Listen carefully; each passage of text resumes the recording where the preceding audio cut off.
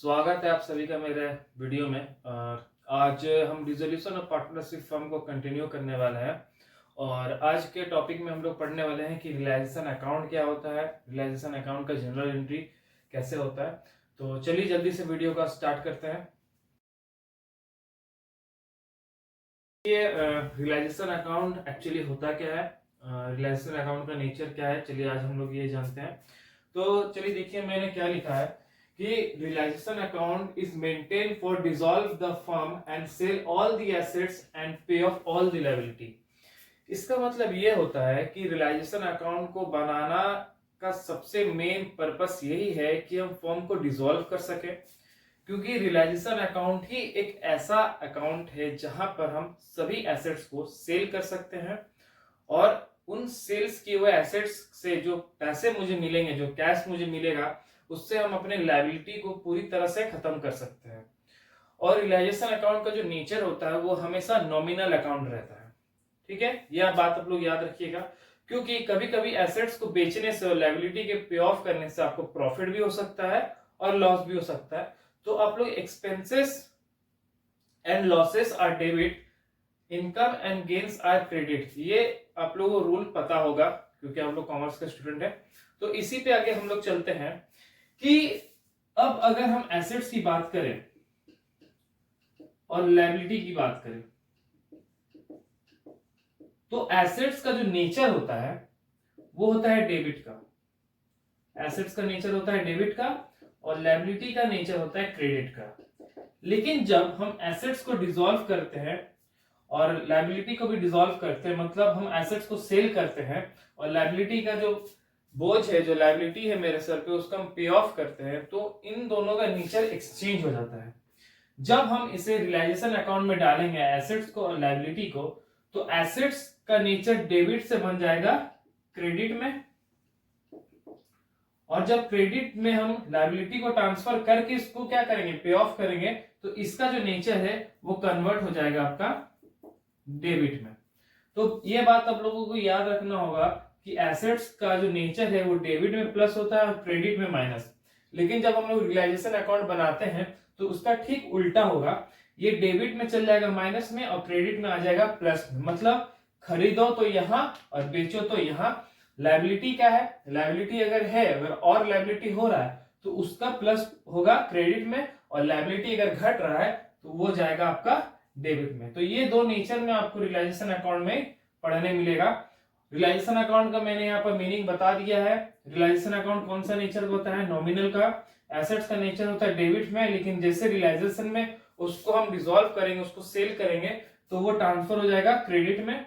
और लायबिलिटी का जो नेचर होता है वो क्रेडिट में, लेकिन जब उसको हम ट्रांसफर करेंगे, जब उसका पे ऑफ करेंगे, तो वो चल जाएगा आपका डेबिट में।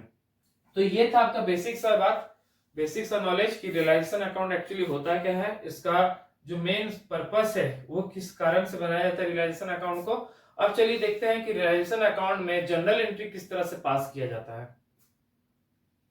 जनरल एंट्री में सबसे पहला जो ट्रांजैक्शन होगा वो होगा एसेट्स को ट्रांसफर करने का, और बाद में जब एसेट ट्रांसफर हो जाएगा तब उसको सेल करने का।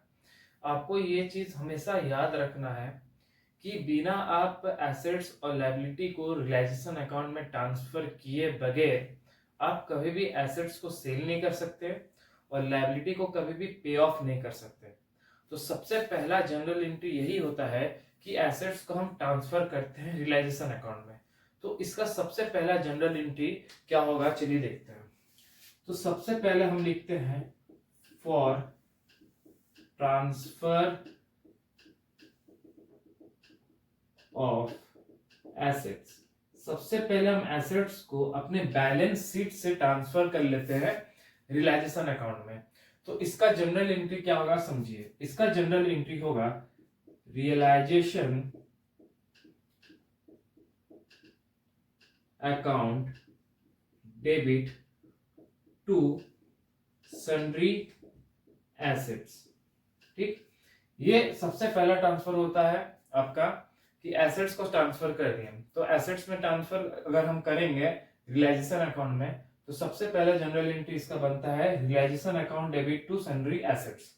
ठीक, तो चलिए जैसे आप लोगों ने अभी आप देख लिया कि जब एसेट्स को हम ट्रांसफर करते हैं तो उसका जो ट्रांजेक्शन होता है वो होता है realization account debit to assets. अब यहाँ ट्रांसफर हो चुका है तो अब करेंगे इसको सोल्ड। ठीक, तो सोल्ड के लिए जो ट्रांजेक्शन होगा उसको हम देखिए, फॉर एसेट्स सोल्ड। अब इसको अगर हम सोल्ड कर रहे हैं तो या तो हम इसको कैश में सोल्ड कर रहे हैं या तो फिर मेरा ही कोई पार्टनर होगा उसको टेक ओवर कर लेगा या उसको ले लेगा। तो इसमें दो ट्रांजैक्शन हो सकता है। तो दोनों ट्रांजैक्शन में कैसे मैनेज करना आप लोग देख लीजिए। सबसे पहले हम लिखते हैं कैश या फिर बैंक। ये तब ट्रांजैक्शन आपको करना है जब आपका एसेट सोल्ड हो रहा है और वहां पर कोई ऐसा इंफॉर्मेशन नहीं है कि कोई पार्टनर ले रहा है या पार्टनर टेक ओवर कर रहा है या पार्टनर ही खरीद रहा है। ये ट्रांजैक्शन आपको तब करना है जब वहां पर सिर्फ ये लिखा रहे क्वेश्चन में कि एसेट्स जो है वो रियलाइज्ड हुआ है। इसका मतलब आपको समझना है कि एसेट्स का जो रियलाइजेशन है वो कैश में है या फिर बैंक में है। लेकिन अगर कोई पार्टनर खरीद लेता है तो हम कैश या बैंक ना लिख के हम लोग लिख देते हैं यहां पर पार्टनर, पार्टनर्स कैपिटल। अब ये हो जाएगा अकाउंट डेबिट। या तो ये दोनों होंगे या तो फिर पार्टनर्स कैपिटल होंगे। तो क्रेडिट में क्या आ जाएगा, क्रेडिट में आप समझना है रियलाइजेशन है डेबिट में तो अब आ जाएगा ये क्रेडिट में, तो ये आ जाएगा टू रियलाइजेशन अकाउंट। ठीक, यहां पर हम एसेट्स को कर रहे हैं ट्रांसफर, यहां पर कर रहे हैं सोल्ड। अब बहुत किसी का क्वेश्चन ये होगा कि यहां पर हमको रियलाइजेशन दिख गया, यहां पर भी हमको रियलाइजेशन देखने को मिल रहा है, लेकिन ये एसेट्स कहां होगा। आप एसेट्स को सोल्ड कर चुके हो। अब एसेट्स को सोल्ड करने के बाद आपके पास कोई एसेट्स नहीं मिलेगा, लेकिन आपके पास एक चीज मिलेगा, या तो कैश और बैंक या तो फिर कोई अगर पार्टनर ले रहा है उस एसेट्स को तो वहां उस पार्टनर का नाम, मतलब एसेट्स अब यहां से क्या हो जाएगा, गायब हो जाएगा। ठीक है, तो ये आपका था एसेट्स का ट्रांजेक्शन। एसेट्स को पहले करेंगे ट्रांसफर, उसके बाद करेंगे उसका सोल्ड। अब आता है लायबिलिटी का, तो लायबिलिटी में भी सेम काम करना है। लायबिलिटी को पहले करेंगे ट्रांसफर, उसके बाद करेंगे उसका पे ऑफ। तो चलिए देखते हैं कि उसका ट्रांजैक्शन किस तरह से होगा। लायबिलिटी का किस तरह से आप लोगों को ट्रांजैक्शन करना है, तो चलिए उसके बारे में अब हम लोग देखते हैं। तो ये होगा general entry number 3, for transfer of liability. Liability का ट्रांसफर करो और उसके बाद उसको पे ऑफ कर दो। तो सबसे पहले ट्रांसफर करते हैं रियलाइजेशन अकाउंट में। तो लायबिलिटी का नेचर होता है क्रेडिट। ठीक है, तो यह बात आप लोगों को याद रखना है। तो ट्रांसफर भी कहां होगा, क्रेडिट में। तो याद रखिए लोग, इसका ट्रांजैक्शन होगा sundry liability, sundry liabilities account debit. अब चलिए देखें हम यहाँ सन्ड्री लायबिलिटी और सन्ड्री एसेट्स क्यों लिख रहे हैं। एसेट्स में बोलने को तो बहुत कुछ होता है, तो लायबिलिटी में भी लायबिलिटी होने को तो बहुत कुछ होता है। तो यहाँ पर मैं सन्ड्री लायबिलिटी इसलिए लिख रहा हूं कि आप चाहे तो रियलाइजेशन का जब अकाउंट बनाइएगा, जब उसका अकाउंट मेंटेन कीजिएगा, तो आप एक साथ उस सब लायबिलिटी को भी दिखा सकते हैं, या फिर क्वेश्चन में आपको खुद मेंशन होगा कि जो लायबिलिटी वो सन्ड्री लायबिलिटी, मतलब छोटे छोटे लायबिलिटी मिलके ही एक बड़े लायबिलिटी का निर्माण करते हैं, तो उसे हम लोग सन्ड्री लायबिलिटी कहते हैं। सन्ड्री लायबिलिटी के अंदर बहुत सारे लायबिलिटी होंगे, जैसे bills payable, creditor, outstanding expenses, ठीक है, या फिर अदर टाइप्स का लोन होगा। तो ये सब मिलकर सन्ड्री लायबिलिटी बनते हैं। तो sundry liability account debit to, अब यहां पर कौन आएगा, यहां आएगा रियलाइजेशन अकाउंट, यहां आएगा आपका रियलाइजेशन अकाउंट। ठीक है, तो सन्ड्री लायबिलिटी को कर चुके हम लोग ट्रांसफर, कौन से अकाउंट में, रियलाइजेशन अकाउंट में। अब इस लायबिलिटी को क्या करना है, पे ऑफ करना है। तो ये आपका ट्रांजैक्शन नंबर 4 बनेगा, फॉर पे ऑफ ऑफ सन्ड्री लायबिलिटीज। अब चलिए देखिए, सन्ड्री लायबिलिटी का अगर पे ऑफ करना है तो सेम ट्रांजैक्शन जैसे एसेट्स का था वैसे ही रहेगा। सन्ड्री लायबिलिटी खत्म हो जाएगा, सन्ड्री लायबिलिटी अब क्या हो जाएगा, खत्म हो जाएगा। तो बचाएगा कौन, रियलाइजेशन। तो रियलाइजेशन अभी कहां पर है, क्रेडिट में, तो इसको हम ट्रांसफर कर देंगे डेबिट में। तो रियलाइजेशन अकाउंट डेबिट। लेकिन लायबिलिटी का पे ऑफ जो होगा वो किस तरीके से हो सकता है, या तो कैश के थ्रू या तो बैंक के थ्रू, दोनों एक ही है। क्वेश्चन में आपको देखना होगा कि क्वेश्चन में कैश में है या फिर बैंक में है। अब दूसरा ऑप्शन क्या है कि हो सकता है कि कोई पार्टनर है जो उस लायबिलिटी को पे ऑफ कर दे।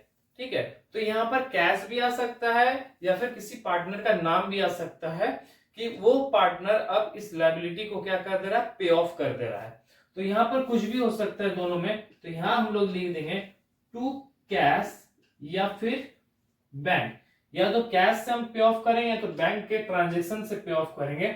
और दूसरा ऑप्शन क्या है कि हो सकता है कि कोई पार्टनर क्या कर दे, उसका पे ऑफ कर दे।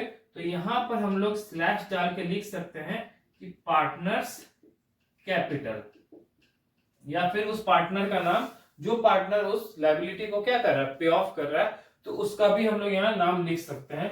तो अब देखिए एसेट्स हो गया आपका पूरी तरह से खत्म, रियलाइजेशन चल गया आपका डेबिट में, और डेबिट में इसको डालने के लिए, खत्म करने के लिए कौन था, या तो कैश होगा या तो बैंक होगा या तो फिर कोई पार्टनर होगा जो इस रियलाइजेशन में आपका सन्ड्री लायबिलिटी को क्या करता है, पे ऑफ करता है या उसे खत्म करता है। अब यहाँ पर आपका ट्रांजेक्शन पूरा हो चुका है एसेट्स और लायबिलिटी का। अब बचता क्या है, कई बार रियलाइजेशन करने के लिए बहुत सारे पेपर्स, अखबारों में आपको क्या करना पड़ेगा, एडवर्टाइजमेंट करना पड़ेगा कि अब ये कंपनी जो हो रही है खत्म हो रही है, अब इसके सभी एसेट्स को हम लोग क्या कर रहे हैं, बेच रहे हैं, और सभी क्रेडिटर, सभी लेनदार को हम लोग क्या कर दे रहे हैं, पे ऑफ कर दे रहे हैं। तो उस पेपर में इश्तिहार, एडवर्टीजमेंट, ये सब डालने में भी पैसा क्या होता है, खर्च होता है। तो उस पैसे को जो खर्च करते हैं उसे हम लोग बोलते हैं रियलाइजेशन एक्सपेंसेस। अब रियलाइजेशन एक्सपेंसेस का नेचर ही डेबिट, तो वो रहेगा भी कहां पर, डेबिट में। तो चलिए अब देखते हैं कि रियलाइजेशन एक्सपेंसेस को हम डेबिट में किस तरह से जनरल एंट्री में ट्रांजेक्शन करते हैं। जब रियलाइजेशन करने के वक्त कोई एक्सपेंसेस होता है पार्टनर्स के थ्रू, तो उस ट्रांजेक्शन को हम लोग जनरल एंट्री में कैसे शो करते हैं। तो सबसे पहले आपको यह याद रखना होगा कि एक्सपेंसेस का नेचर हमेशा से ही रहा है डेबिट, तो वो हमेशा से कहाँ रहेगा, डेबिट में ही रहेगा। तो इसका ट्रांजेक्शन होगा realization expenses account debit to. अब इसको या तो हम कैश में देंगे या तो बैंक में देंगे या फिर कोई पार्टनर इसको बोरो कर लेगा, तो इसका ट्रांजैक्शन आपका ये बनता है कि realization expenses account debit to cash या फिर बैंक या फिर कोई पार्टनर का नाम। अगर कैश या बैंक के थ्रू हो रहा है रियलाइजेशन का एक्सपेंसेस, और रियलाइजेशन का एक्सपेंसेस बहुत छोटा सा होता है, 2-3 हजार रुपए का होगा, उससे ज्यादा का नहीं होगा। ठीक है, और रियलाइजेशन में अगर आपको कोई पार्टनर का यहाँ नाम दिख रहा है कि वो पार्टनर रियलाइजेशन का एक्सपेंसेस को बोरो कर रहा है या बियर कर रहा है, ठीक है, तो उसमें उस पार्टनर का नाम आ जाएगा, उस समय कैश और बैंक नहीं आएगा। अब ये हो चुका है कि एसेट्स को ट्रांसफर करके बेच भी दिए और लायबिलिटी को ट्रांसफर करके उसका पे ऑफ भी कर दिए, और जो छोटा मोटा खर्चा है रियलाइजेशन का वो भी हम पे कर दिए। अब यहाँ बात क्या आता है कि कई बार ऐसा होता है कि कुछ पैसे बच जाते हैं, मतलब कि अगर मान लीजिए कि आप किसी एसेट्स को सेल कर रहे हैं, सोल्ड कर चुके हैं, और उस एसेट्स को सोल्ड करने के बाद आपके पास जो अमाउंट आया है वो बहुत ही ज्यादा बड़ा अमाउंट है उस कंपेयर में जो लायबिलिटी का है। एग्जाम्पल में अगर हम बोले तो अगर हम किसी एसेट्स को सेल करने के बाद उससे हमको 1 लाख रुपया मिल रहा है, लेकिन जो मेरा लायबिलिटी है वो सिर्फ 80,000 रुपए का है, तो यहाँ 20,000 रुपया जो बच रहा है वो पार्टनर्स आपस में बांट लेंगे। लेकिन इसके अदर हैंड में ये भी होगा कि अगर यहाँ उल्टा हुआ, लायबिलिटी है पूरे 1 लाख का और एसेट्स को सेल कर रहे हैं हम सिर्फ 80,000 में, तो यहाँ 20,000 का जो डिफरेंस आ रहा है वो होगा लॉस। तो इस लॉस को भी कौन पे करेगा, पार्टनर ही पे करेगा। तो इसमें ट्रांजैक्शन किस तरफ से होगा आप लोग चलिए देखिए। अगर यहां पर हम लोग, ये था ट्रांजैक्शन आपका for realization expenses, for realization expenses का ये ट्रांजैक्शन था आपका। अब यहां पर ट्रांजैक्शन आ रहा है प्रॉफिट ऑन रियलाइजेशन, मतलब जब आप एसेट्स को सेल करके लायबिलिटी को पे ऑफ कर चुके हो तो उससे कुछ पैसे अगर बच गए तो वो आपके लिए प्रॉफिट माना जाएगा। तो उस प्रॉफिट का जो ट्रांजैक्शन है वो किस तरह से होगा, चलिए देखते हैं। इसमें ट्रांजैक्शन होगा profit on realization account debit to. अब यहां टू में कौन आएगा, प्रॉफिट अकाउंट डेबिट टू क्या आ सकता है, आप सोचिए। प्रॉफिट किसको हो रहा है, पार्टनर्स को हो रहा है, तो यहाँ पर नाम भी किसका आएगा, पार्टनर्स का आएगा। तो profit on realization account debit to partners capital, to partners capital. ये आपका वो ट्रांजैक्शन है जब आपको बिजनेस में क्या हो रहा है, रियलाइजेशन करने के बाद प्रॉफिट हो रहा है। लेकिन अगर इसको हम उल्टा करते हैं, लॉस हो जाए, तो ये ट्रांजैक्शन ठीक क्या हो जाएगा, उल्टा हो जाएगा। तब partners capital account debit to loss on realization हो जाएगा।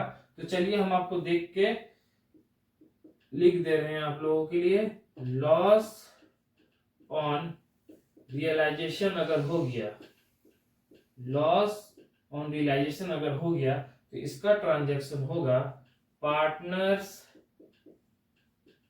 Capital account debit to loss on realisation.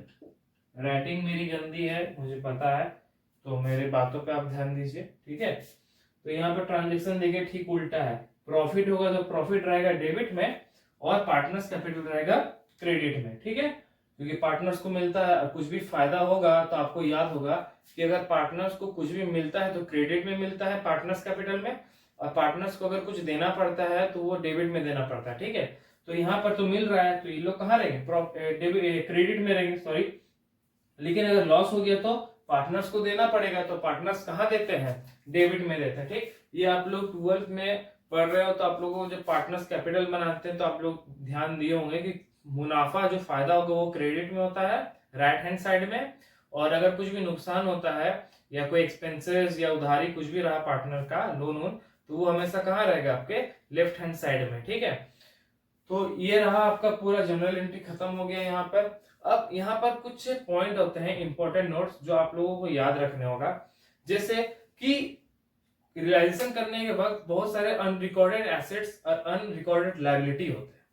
तो ये अनरिकॉर्डेड एसेट्स और अनरिकॉर्डेड लायबिलिटी एक्चुअली है क्या, समझिए।